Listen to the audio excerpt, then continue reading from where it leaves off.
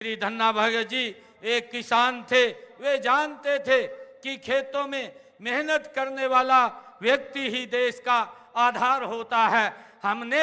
अन्नदाता के कल्याण के लिए उनके ही दिखाए हुए मार्ग से हमारी सरकार ने उनका जो सोच थी, जो उनके विचार थे, उस विचार को हमारी सरकार ने लेकर के हमने अन्नदाता के कल्याण के लिए कई कदम उठाए हैं। हमने किसान हित में अभी विधानसभा के सत्र में जो नकली बीज व कीटनाशकों को पर रोक लगाने के लिए कानून हमने बनाया है। हमने अंग्रेजों के जमाने से जो हमारे किसानों के ऊपर अभियान लगता था, उस अभियान को भी जड़ से समाप्त किया है और 133 करोड़ रुपए का अभियान किसानों के ऊपर था, उसको भी समाप्त करने का काम वो हमारी सरकार ने किया है। हमने ये भी निर्णय किया है, जो धन्ना भगत जी ने हमें रास्ता दिखाया है, हमने हरियाणा में, ये देश का पहला राज्य है, उनके मार्ग के ऊपर आगे बढ़ते हुए हमने हरियाणा के अंदर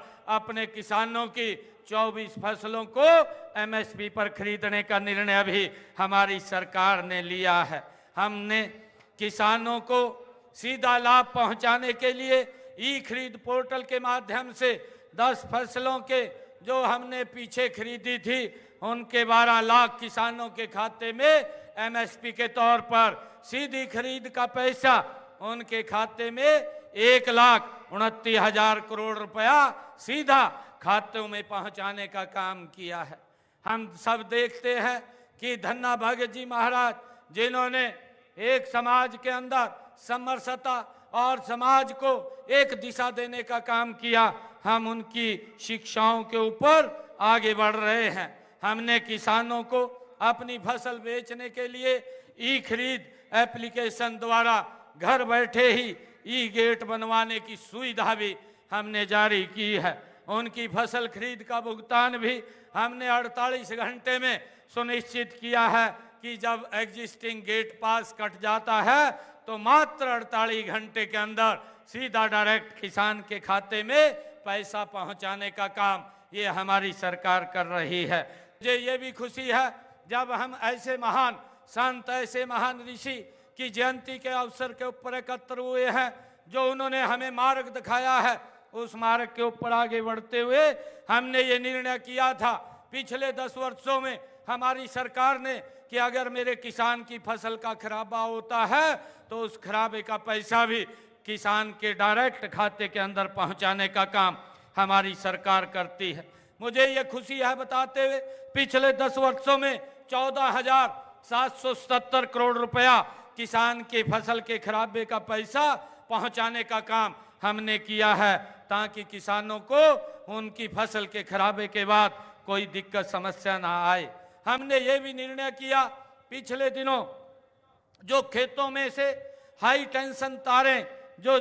निकलती है, लाइन निकलती है, उसकी मुआवजा नीति भी हमने बनाई है और इसमें टावर एरिया की जमीन के लेकर के मार्केट रेट के 200% व लाइन के नीचे की भूमि के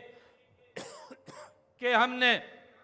मार्केट रेट के 30% मुआवजा का प्रावधान भी हमने इसके अंदर किया है। हमने किसानों को मजबूत करने के लिए किसानों के हित में जो कदम उठाए हैं हमने पिछले दिनों, ताकि वो लिटिगेशन की समस्या से बाहर हो, क्योंकि ये सोच अगर किसी की थी, ये महाराज धन्ना भगत जी की ऐसी सोच थी कि हर व्यक्ति सुखी और संपन्न खुशहाल हो, उसको किसी प्रकार की समस्याओं का सामना न करना पड़ा। यही एक मार्ग उन्होंने हमें दिया था। हमने निर्णय किया, पिछले दिनों हमारी सरकार ने ये निर्णय किया कि जो किसान, जो पट्टेदार किसान थे, लंबे समय से काश्त कर रहे थे, मालिकाना हक नहीं था, हमने सरकार और पट्टेदार किसानों के बीच में एक विश्वास की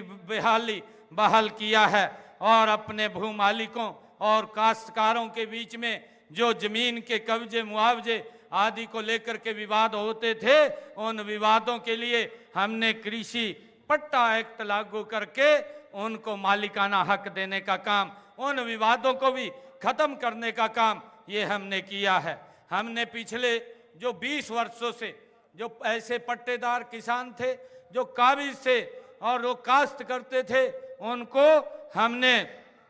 2004 का कलेक्टर रेट लेकर के मालिकाना हक देने का निर्णय किया है। हमने ये भी निर्णय किया है कि गांव के अंदर जो हमारे लोग जो पंचायत भूमि के ऊपर मकान बना हुआ था और वो भी लिटिगेशन के अंदर फंसे रहते थे, उसका भी समाधान हमने निकाला है। हमने ऐसे लोगों को 500 वर्ग गज का प्लाट दे करके 2004 का कलेक्टर रेट उनसे लेकर के उनको भी मालिकाना हक देने का काम ये हमारी सरकार ने किया है। मैं एक बार फिर श्री धन्ना भगत जी की जयंती के इस पवित्र अवसर पर आप सभी को हार्दिक बधाई और शुभकामनाएं देता हूं।